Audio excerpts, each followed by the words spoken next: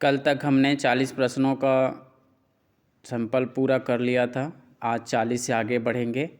ठीक है, ये प्रश्न ऐसे हैं, देखो आप बोलोगे कि सब टीचर बन जाते हैं, बात वहाँ नहीं है कि कोई भी एग्ज़ाम के लिए कंटेंट क्या है, उस एग्ज़ाम में कंटेंट आते कहाँ से हैं।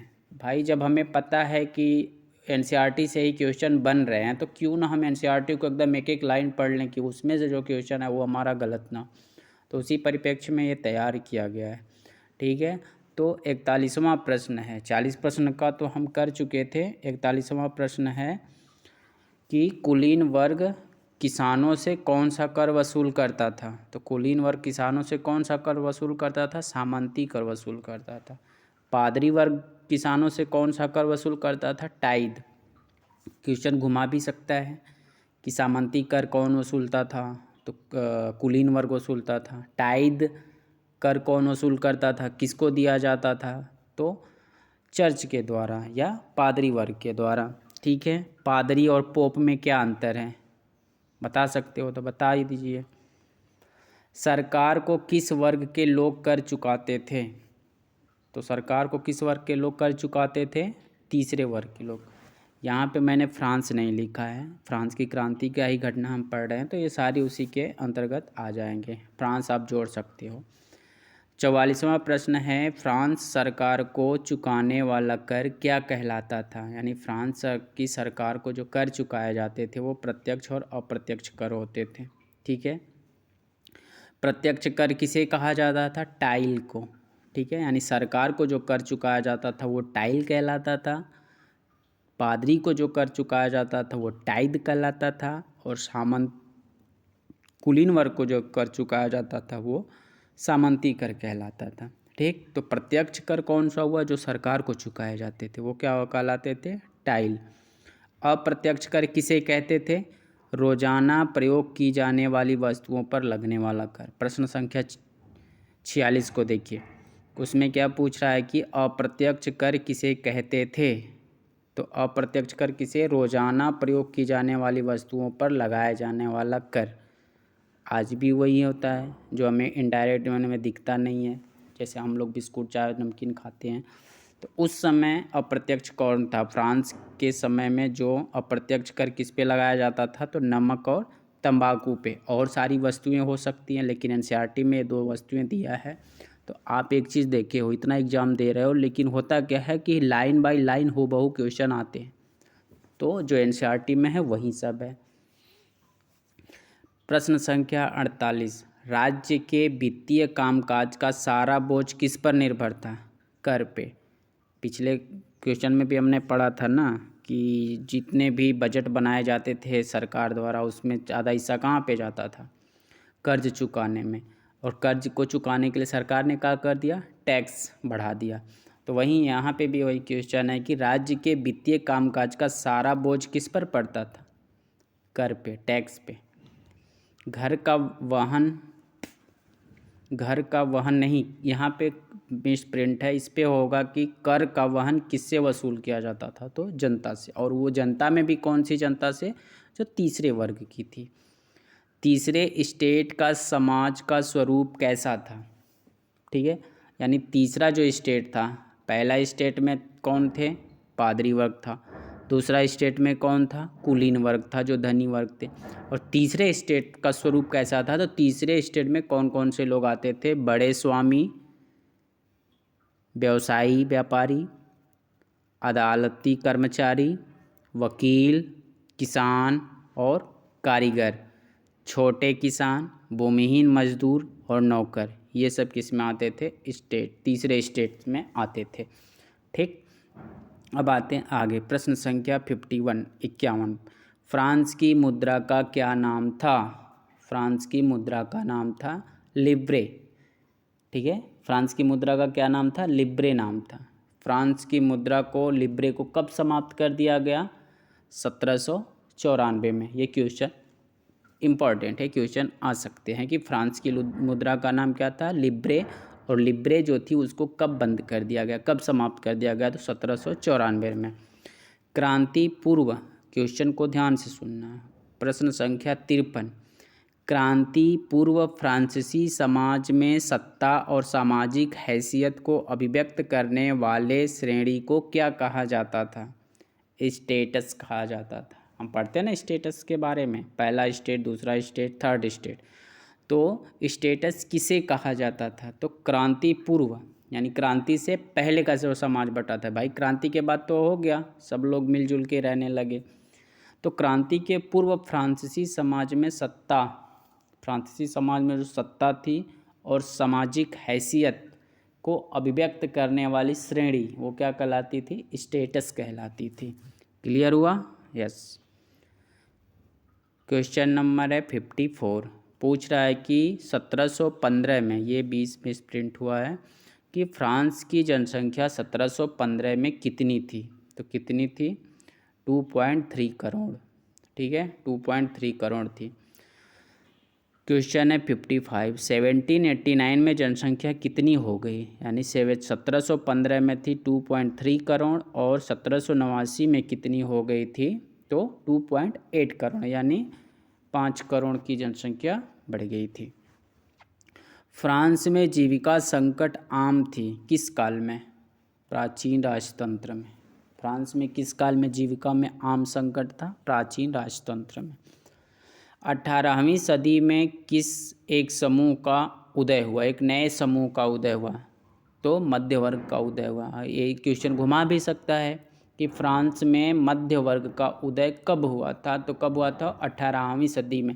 18वीं शताब्दी का मतलब क्या समझते हो? और जब कोई पूछता है कि 18वीं शताब्दी क्या होती है, तो 18वीं शताब्दी का मतलब हो जाएगा कि 1700 से लेके 1800 तक के बीच का काल 18वीं शताब्दी कहलाता है। जैसे आज का समय है तो आज हम 21वीं शताब्दी बोलते हैं, तो 2000 से लेके 2100 के काल को हम 21वीं शताब्दी बोलेंगे। ठीक है, तो उसी तरह जब 18वीं शताब्दी, 17वीं शताब्दी, 16वीं शताब्दी बोलेगा तो हम एक पीछे जाएंगे और उसका पूरा जोड़ लेंगे। तो 17वीं शताब्दी बोलेगा तो 1600 लेके 1700। तो यूरोप जो फ्रांस में था, मध्य वर्ग का उदय कब हुआ था? तो 18वीं शताब्दी, जो एक नया समूह भर के सामने आया था। मध्य वर्ग ने अपनी स्थिति कैसे मजबूत की? जो मध्य वर्ग उभर के आया तो वो अपनी स्थिति मजबूत कैसे की, कैसे लोगों के सामने आया? तो उसने क्या काम किया था? समुद्री व्यापार के द्वारा। जो समुद्री व्यापार शुरू हो गए थे, भौगोलिक खोजें हो गई थी, तो समुद्री व्यापार शुरू कर दिया, इससे इसकी स्थिति बदलती है। और दूसरा है ऊनी रेशमी कपड़ों के उत्पादन से। जब ये ऊनी रेशमी कपड़ों का उत्पादन करने लगा और समुद्री व्यापार के द्वारा ये अपने आप को आगे बढ़ाए, तो मध्य वर्ग के उदय यानी कि मध्य वर्ग अपने आप को अधिक विकसित किस माध्यम से किया? प्रश्न संख्या 59।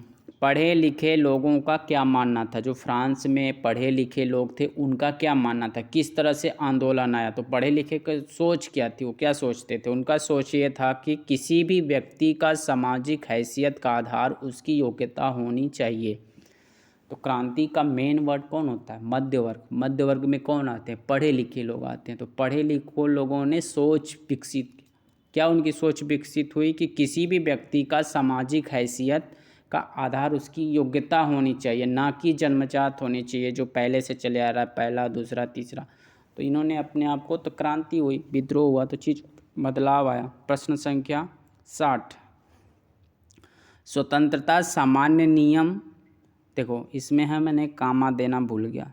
ठीक है, तो उसमें लाइन वाइज पढ़ेंगे कि स्वतंत्रता कामा सामान्य नियम कामा समान अवसर के विचार पर आधारित समाज की परिकल्पना किसने प्रस्तुत की? ये सब इम्पॉर्टेंट क्वेश्चन हैं, पूछ सकता है भाई कि स्वतंत्रता सामान्य नियम समान अवसर के विचार पर आधारित समाज की परिकल्पना किसने प्रस्तुत की? तो जॉन लॉक और जियान जा रूसो ने। किसने? जॉन लॉक और जियान जा रूसो ने। ठीक है भाई, इसमें मॉन्टेस्क्यू भी ऑप्शन दे देगा, कोई एक का ऑप्शन दे देगा। जॉन अलग दे दिया, जॉन लॉक को अलग दे दिया, रूसो को अलग दे दिया, मॉन्टेस्क्यू को अलग दिया। पूछ दिया किसने दिया। ठीक, तो इसमें दो दिए हैं, कौन है? जॉन लॉक है और रूसो है। कौन सा सिद्धांत दिया था? कि स्वतंत्रता समान नियम समान अवसर के विचार पे आधारित समाज होना चाहिए। ठीक है, ये विचार किसने प्रस्तुत किया? जॉन लॉक और रूसो ने। टू ट्रीटाइज ऑफ गवर्नमेंट किसकी पुस्तक है? जॉन लॉक की। प्रश्न संख्या 61 में क्या पूछ रहा कि टू ट्रीटाइज ऑफ गवर्नमेंट किसकी पुस्तक है? तो जॉन लॉक की। प्रश्न संख्या 62, जॉन लॉक ने अपनी कृति से किसी का खंडन किया? किसका खंडन किया? जॉन लॉक ने अपनी कृति, जॉन लॉक ने पुस्तक लिखी टू ट्रीटाइज ऑफ गवर्नमेंट, उस पुस्तक में इसने किसका खंडन किया था? क्वेश्चन ऐसे भी पूछ सकता है कि जो ट्रीटाइज गवर्नमेंट ऑफ पुस्तक थी, उस पुस्तक में जॉन लॉक ने किस विचार का खंडन किया? तो उसमें खंडन किया था राजा के दैवीय और निरंकुश अधिकार का खंडन किया था। जो दैवी सिद्धांत आता है ना कि हाँ राजा को भगवान से आज्ञा मिली है, उसके अनुसार ये राजा बनेगा, तो इस सिद्धांत का खंडन किया था किसमें? टू ट्रीटाइज ऑफ गवर्नमेंट में। किसकी पुस्तक थी? जॉन लॉक की। जॉन लॉक के निरंकुश अधिकार का खंडन का विचार किसने आगे बढ़ाया? रूसो ने। यानी कि कहने का मतलब है प्रश्न संख्या 63 क्या कह रहा है कि जॉन लॉक ने जो विचार दिया था, क्या विचार दिया था कि जो गवर्नमेंट है, जो राजा बन रहा है, सरकार बन रही है, वो दैवी सिद्धांत के आधार पे बन रही है, तो उस विचार का उसने खंडन किया था। तो उसके इस विचार को किसने आगे बढ़ाया? तो किसने आगे बढ़ाया? रूसो ने आगे बढ़ाया। भाई ऑप्शन दे देगा बीच में ऑप्शन डाल के, क्या करोगे? तो किसने उसके विचार को आगे बढ़ाया? रूसो ने उसके विचार को आगे बढ़ाया। रूसो ने जॉन लॉक के विचार को किस में समाहित किया? देखो एक एक के बाद एक क्रम से जुड़ा हुआ, तो मैंने इसलिए कहा कि आप एक इसको पढ़ लोगे तो आपका एक बुक भी रिवाइज हो जाएगा पूरा का पूरा, और क्वेश्चन भी तैयार आपके पास बहुत हो जाएंगे। तो 64 प्रश्न बोल रहा कि रूसो ने जॉन लॉक के विचार को किस में समाहित किया? यानी कि जॉन लॉक के विचार को आगे बढ़ाया रूसो ने, तो रूसो ने उस विचार को आगे बढ़ाने के किस में एडिट किया? किस चीज़? अपने थ्योरी में, ठीक है। तो रूसो ने किस में एडिट किया था? जनता और उनके प्रतिनिधि के बीच सामाजिक अनुबंधन पर आधारित सरकार का प्रस्ताव रखा, ठीक है। यानी कि उन्होंने तो कहा कि नहीं, राजा का विचार दैवी सिद्धांत पे आधारित राज्य का शासन नहीं होना चाहिए, ये कहा जॉन लॉक ने। और जॉन लॉक के इस विचार को आगे बढ़ाता है कौन? रूसो। रूसो उस सिद्धांत पे कौन सा बात कहता है? वो बात कहता है सामाजिक अनुबंधन का सिद्धांत, ठीक है। सामाजिक अनुबंधन का सिद्धांत, ये भी पूछ देगा कि सामाजिक अनुबंधन का सिद्धांत किसने दिया था? तो किसने दिया था? रूसो ने दिया था। तो उसमें उनके बात को, किसके बात को? जॉन लॉक के बात को आगे बढ़ा रहा है। कौन बढ़ा रहा है? रूसो बढ़ा रहा है। क्या कह रहा है कि जनता और उनके प्रतिनिधि के बीच, ठीक है, जनता होगी और उसके प्रतिनिधि के बीच एक सामाजिक अनुबंधन होगा, ठीक है, उस पर आधारित सरकार का प्रस्ताव होगा। यानी कि सरकार कैसी होगी? रूसो ने क्या कहा कि सरकार कैसी होगी? जनता और उसके प्रतिनिधि के बीच एक सामाजिक अनुबंधन होगा, उसके आधार पे जो सरकार होगी वो सरकार चलाई जाएगी, ठीक है। ये कहना था रूसो का। 65 question, the spirit of the laws किसकी रचना है? The spirit of the laws Montesquieu की रचना है। किसकी रचना है? The spirit of the laws किसकी रचना है? मॉन्टेस्क्यू की रचना है, ठीक। 66 प्रश्न संख्या है 66, जॉर्ज डाल्टन कौन था? जॉर्ज डाल्टन कौन था? ये जो क्वेश्चन है ना जॉर्ज डाल्टन वाला, तो जो एनसीईआरटी में ब्रैकेट में छोटा छोटा ब्रैकेट दिया होता है, देखा होगा आपने, तो उसमें से जो क्वेश्चन है ना, उसमें से भी कई सारे क्वेश्चन उठा के पूछ दिए जाते, तो उसमें से ये बना हुआ है कि जॉर्ज डाल्टन कौन था? फ्लेसिस, फ्रांस का एक फ्लेसिस आवासीय कॉलेज था, वो उसका छात्र था और बाद में वो क्रांतिकारी बन जाता है, ठीक। ये था जॉर्ज डाल्टन। प्रश्न संख्या है 67, सेना में नौकरी मिलना संभव क्यों था? संभव, यार गलत है क्यों? ये प्रश्न हो जाएगा कि फ्रांस में सेना में लोगों को नौकरी मिलना संभव क्यों नहीं था? उनको संभव नहीं था, क्यों नहीं नौकरी मिल पा रही थी?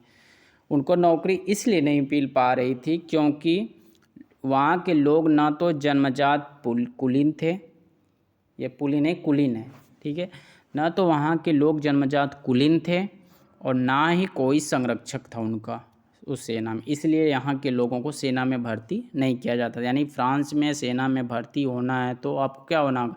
जन्मजात आपको कुलीन होना पड़ेगा, या तो आपका कोई संरक्षक उसमें हो, तभी आप फ्रांस में सेना में भाग ले सकते हैं या आप सेना में जॉब कर सकते हैं। इस वजह से वहाँ पे सेना में आप भर्ती नहीं हो सकते अगर आप ना कुलीन वर्ग के ना हो और ना तो आपके घर का कोई वहाँ पे हो।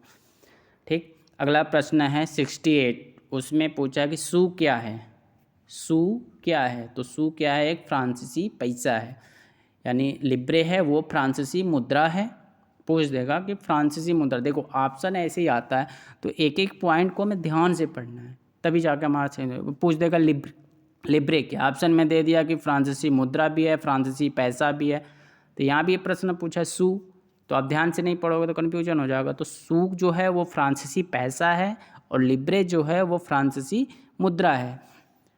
ठीक, अब आते हैं 69, पूछ रहा है कि आर्थर यंग कौन था। तो आर्थर यंग कौन था, अंग्रेज यात्री था। ठीक, अब इसके आगे हम पढ़ेंगे अगले क्लास में। ठीक है, धन्यवाद।